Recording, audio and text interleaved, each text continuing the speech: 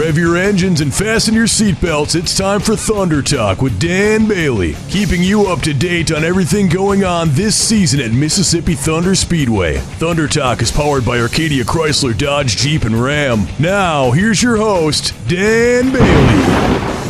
Hey race fans, welcome to another edition of Thunder Talk. I'm Dan Bailey. I'm pretty excited about this week's edition of Thunder Talk because I get to do something that I have not been able to do for a while, and that's talk with a certain racer who usually doesn't like joining me on the radio because he says I'm bad luck. I'm talking this week with John Doelle, driver of the number 94 in the River City Manufacturing USRA Modified Division. John, first things first, welcome to Thunder Talk this week. Thanks, Dan. Now, I was kind of making a joke there. This goes back to, probably the mid to late 90s when I think I had you on the live trackside radio program, and that same night you had bad luck.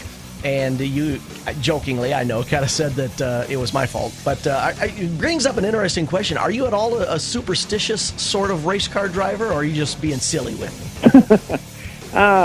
Just being silly. You know, there's times I think of years ago, but now I'm not so much no more. But years ago, it's probably more than I am now, put it that way. Well, you have one of the great distinctions at Mississippi Thunder Speedway because you are the very first track champion that Mississippi Thunder Speedway crowned back in 2009 when Bob and Paula Tim and Tom and Tina Lochner took over the facility. So with 4 turns, you were the first River City Manufacturing USRA Modified champion at Mississippi Thunder Speedway. But let's delve way back into the time machine here and kind of reintroduce you to the racing fans. Tell us how you got started in this program and when your first year was behind the wheel. Actually, I got asked to race a pitman's race, and actually my cousin had it. Mike Vincic at a Wabasha at the time, he asked me to do a pitman's race for him and stuff, and Dad and I were kind of hanging around a little bit in the pits, and he had the super stock days going on there. I drove the pitman's race there, and then he put it for sale at the end of the year that fall, and it's like, well, he had 2 cars, like, well, okay, let's buy one, you know. And we ended up bringing that old girl home, and we ran it.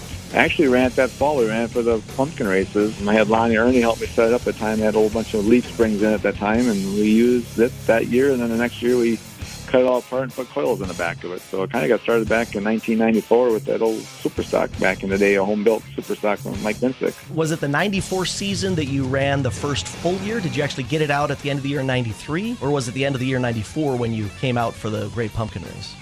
Late 93 season when that pumpkin races, we brought it out. So we started fresh in the 94 season. But of course, folks who have been around the racing scene in the area are familiar with your name because, your dad was turning laps plenty of years before then, wasn't he? Oh, gosh, yeah. From Wamedy, then Neilsville, Eau Claire, all the other tracks around the area here in Minnesota, a few here and there. But, yeah, it was back in the early days, yes. We're, of course, talking about John's dad, Gary Doelle. What's the earliest memory you have of being either at a racetrack or working in the garage or just standing around while your dad was trying to get a car ready? How far back does that go in your memory?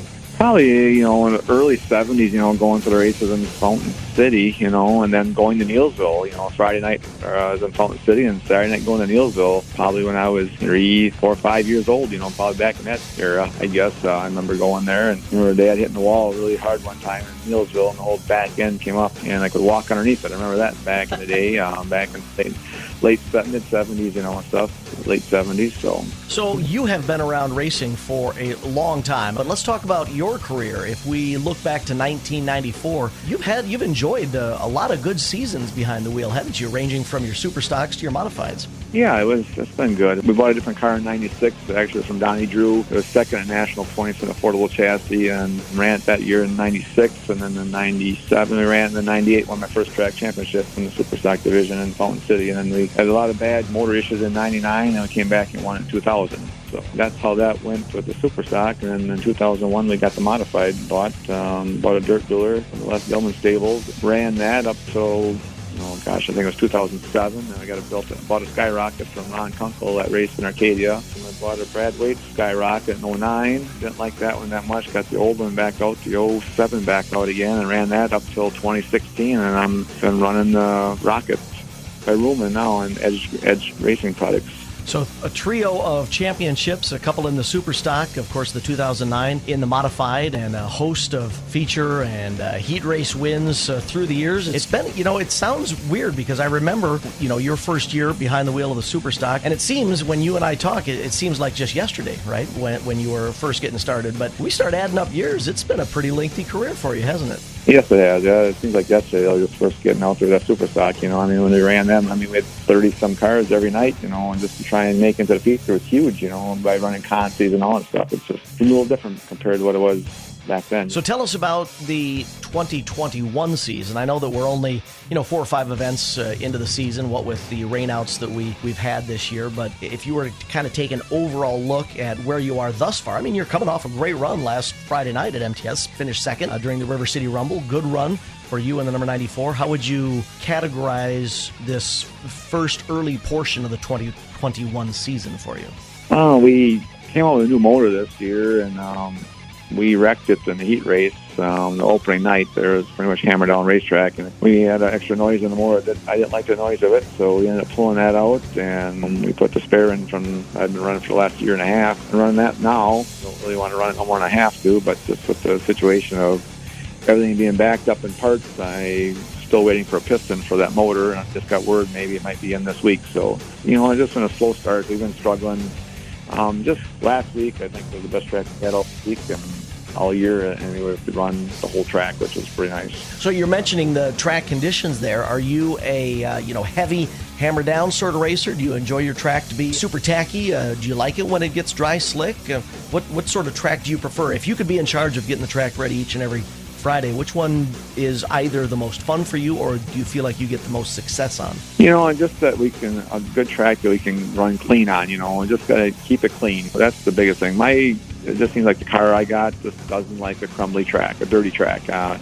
Get some marbles on the track, I can't get grip. It just goes bad. If we could run from top to bottom, that's what every racer was going to want. A cleaned off track where you got maybe a cushion on the high side, but you can still run the bottom in the middle all the way to the top, We joked a little bit early on in the program about superstitions. Another joke that I always have with you is the number of sponsors that you somehow get onto your race cars. It always is quite impressive, the footwork that you do during the off-season to make sure that you have supporters week in and week out for your racing season. So I am going to zip my lip and be quiet here for a little bit and give you an opportunity to introduce us to who's helping you out for the 2021 season by way of sponsorships on your number 94. Okay, we started with Busch Beer, Peeler Distributing out of Arcadia here. We got the Overdore Company of the Seven River region. We got Nutrient Ag Solutions, Audio Design, Escher Transport, Larry's Lookout, Eagle Peak Processing, Halverson Lumber Company, Steve's Carpentry. We have Edge Racing Products, Baxter Engines, Don's Detox, Jailhouse Saloon, Days End, Bruner Seed, Mike Erickson Seed Sales, Bobby Electric, Molis Insurance Agency, DJ's Flooring Pro, S&S Wood Products, Napa Auto Parts, the Brothel Tavern, Frenchville Trailer Sales, Subway Incorporated, Mullahan Bunch, Tony's Pizza Factory, Red's Bar, Donatel and Company, and the Justice Brothers. Always an impressive list of local and area businesses who enjoy being a part of the John Doelle racing program, and they know that they're associated with a top-notch driver. So kudos not only to you, but all those folks who are helping you out through the 2021 season. A lot of those names have been with you for quite a while, haven't they? Yeah, it's been great relationships with a lot of them I had since the very beginning, so it's been very cool. All right, so when we wrap up this 2021 season, and I know that's quite a ways off in the future here, what would it take for you to say that 2021 was a successful season for you? Are you the type of racer who really wants to be top 5, top 3 in the points, who wants to get another championship? Or do you look back on it more as a, did I have fun? Did I enjoy it? Was it worth going out there every Friday night? What's your long goal for this 2021 season? Just go out there and be consistent, get them top 5s, that's huge. That's your whole local track or going anywhere. That's huge, on top 5s, and the rest will fall in place after that, just to be competitive, top 5s are huge. We were just talking a couple of minutes ago about how long your career has been. You've been behind the wheel for quite a while, well over 25 seasons, either in the super stocks or in the modifieds. How long do you see this racing hobby lasting? Are you starting to think about maybe not being a regular driver each and every week, or maybe hanging up the helmet, or are you going to stay strapped into that car as long as you can? Well, right now I've been having fun, I guess. Things kind of settled down here at home a little bit. I'm going to try to have a little more fun, upcoming year, next year, hopefully. Just not ready to really call in yet. If I can feel like I'm still can be competitive yet, I'm happy, and as long as I can still keep paying the bills, we're in a good spot, hopefully. All right, well, John Doelle coming off a strong run last Friday night during the 13th Annual River City Rumble at Mississippi Thunder Speedway. Congratulations on that run, but most importantly, thank you very much for joining us this week on Thunder Talk. Thanks, Dan, for having me. Appreciate it. Hey, race fans, don't forget, this Friday night, it's Fountain City Ford Night at Mississippi Thunder Speedway, and that includes the 4th MTS Free County Fans Night. That means race fans with proof of residence from either Dunn County, Wisconsin, Fillmore County, Minnesota, or Winneshiek County, Iowa, get in absolutely free. There is a slight schedule change, though, for this week.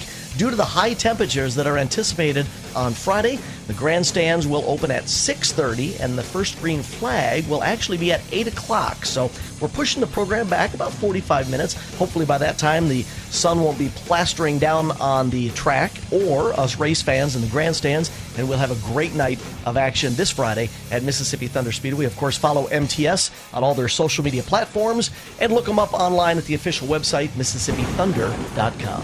That was Thunder Talk, keeping you up to date on everything going on at Mississippi Thunder Speedway. Thunder Talk is powered by Arcadia Chrysler, Dodge, Jeep, and Ram. You ever notice that when you're on a fishing trip, you drive your boat all the way to the other side of the lake because you think that's where the best fishing is? And the people staying at the cabins on that side of the lake, well, they come and fish where your cabin is. You don't have to drive a long ways to catch the big fish. And at Arcadia Motors, you don't have to drive a long ways to get the best deal on a new Chrysler, Dodge, Jeep, or Ram truck. The best deals are right in the bay next to your cabin. Take the short, scenic drive to Arcadia Motors. ArcadiaDodge.com.